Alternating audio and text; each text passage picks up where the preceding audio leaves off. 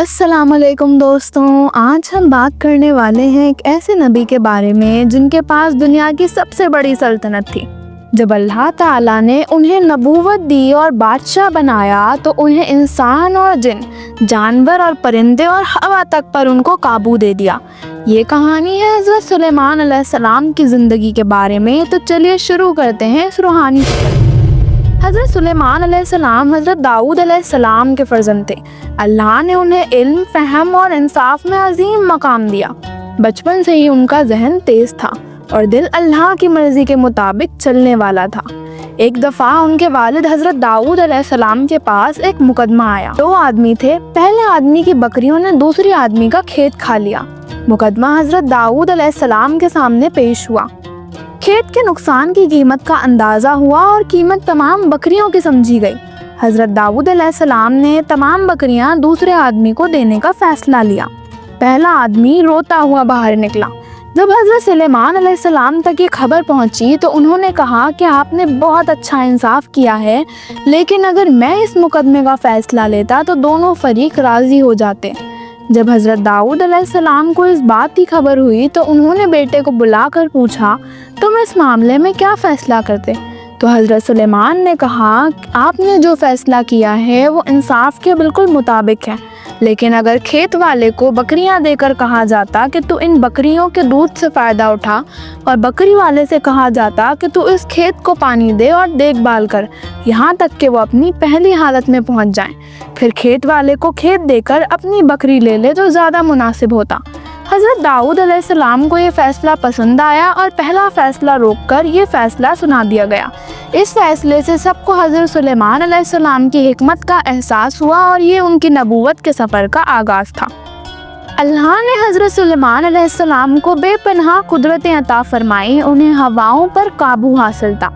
वो चाहें तो अपना लश्कर एक दिन में दूर तक ले जाते।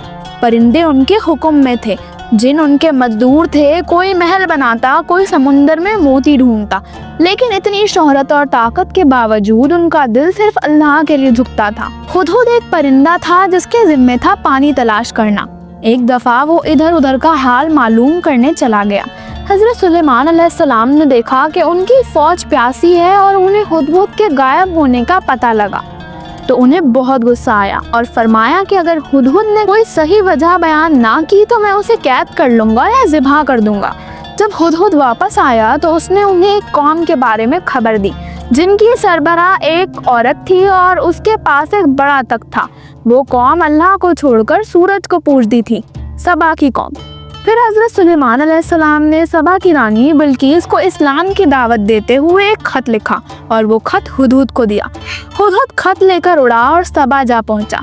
सबा की रानी बिल्कीस ने वो ख़त पढ़ा और हज़रत सुलेमान अलैहिस्सलाम को तोहफे भेजने का फ़ैसला किया। सैकड़ों गुलाम, याकूत, सोने चांदी की ईंटें तोहफे के तौर पर भिजवाईं और अपने एलची से कहा, ये सब तोहफे देकर वापस आओ। अगर वो गुरूर और घमंड से बातें करे तो समझना वो बादशाह है, और अगर वो नरमी से बात करे तो समझना वो पैगंबर है। हज़रत जिब्रील अलैहिस्सलाम ने हज़रत सुलेमान अलैहिस्सलाम को इन तमाम बातों की खबर दी। फिर हज़रत सुलेमान अलैहिस्सलाम ने जिन्नों को हुक्म दिया कि जिस तरफ से एलची आ रहा है वहाँ सोने की ईंटें बिछा दो और वहाँ जिन्न और इंसान सफ़ा बांधकर खड़े हो जाएं और ज़मीन और दरिया के जानवर फ़र्श के किनारे बांधे जाएं। फिर हज़रत सुलेमान अलैहिस्सलाम ने उस फर्श पर अपना तख्त बिछाया।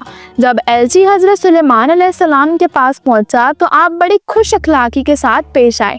जब एलची ने बिल्कीस के तोहफे आपके सामने पेश किए तो आपने उससे कहा, तुम मुझे अपने माल से क्या फ़ायदा पहुंचाओगे?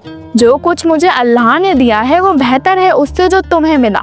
लौट जाओ, हम ऐसा लश्कर लेकर निकलेंगे जिसका मुकाबला तुमसे ना हो सकेगा। दूत ने वापस जाकर सारा हाल रानी को बता दिया और ये भी बताया कि हज़रत सुलेमान अलैहिस्सलाम एक पैगंबर हैं। बिल्कीस ने हज़रत सुलेमान अलैहिस्सलाम के पास चलने का इरादा किया और जाते वक्त अपना तख्त महल में रखकर सारे दरवाजे बंद करके वहाँ पहरेदार बिठा दिए और हज़रत सुलेमान के लश्कर की तरफ चल पड़ी।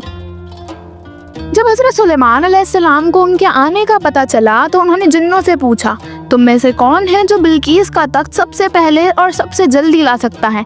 एक जिन ने कहा, मैं आपकी पलक झपकने से पहले तख्त ले आऊँगा। फिर क्या देखते हैं, बिल्किस का तख्त सामने रखा हुआ था। हज़रत सुलेमान अलैहिस्सलाम ने हुक्म दिया कि सब्ज़ की जगह सुर्ख और सुर्ख की जगह सब्ज़ जवाहरात लगा दिए जाएं। फिर सुलेमान अलैहिस्सलाम ने ऐसी मजलिस सजाई जो अपने आप में एक मिसाल थी। जब रानी बिल्किस हज़रत सुलेमान अलैहिस्सलाम के पास पहुंची तो उन्होंने अपने तख्त को देखा। तो हज़रत सुलेमान अलैहिस्सलाम ने उनसे पूछा, क्या ये तख्त आपका तख्त है? रानी बिल्किस ने कहा, ये हूबहू वही है। और ये मुआवजा देखकर रानी बिल्किस मुसलमान हो गई। बाद में उनका निकाह हज़रत सुलेमान अलैहिस्सलाम के साथ हुआ। हज़रत सुलेमान अलैहिस्सलाम ने अपनी ज़िंदगी अल्लाह के शुक्र और इंसाफ में गुजारी। उन्होंने अल्लाह से दुआ की थी कि उनका इंतकाल होने के बाद भी जो काम उन्होंने जिन्नों को दिया है वो पूरा हो जाए। जब उनका इंतकाल हुआ तो वो अपने असे पर टिक कर खड़े थे और जिन समझ रहे थे कि वो जिंदा हैं और इबादत कर रहे हैं और वो काम में लगे रहते। 1 साल बाद जब दीमक ने उनके असे को खा लिया, वो गिर गया और सबको मालूम हुआ कि मौत से कोई महफूज नहीं और हज़रत सुलेमान अलैहिस्सलाम की वफ़ात हो चुकी है। दोस्तों, हज़रत सुलेमान अलैहिस्सलाम की ज़िंदगी हमें ये सिखाती है कि असली दौलत ना ताकत है, ना शोहरत, ना सल्तनत, बल्कि अल्लाह का जिक्र और उसके हुक्म पर अमल ही सबसे बड़ी नेमत है।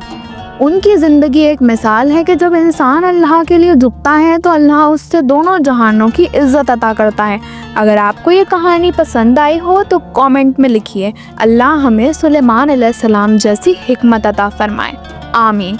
और हाँ, वीडियो को शेयर ज़रूर करिए ताकि इल्म और नूर दोनों फैल सकें।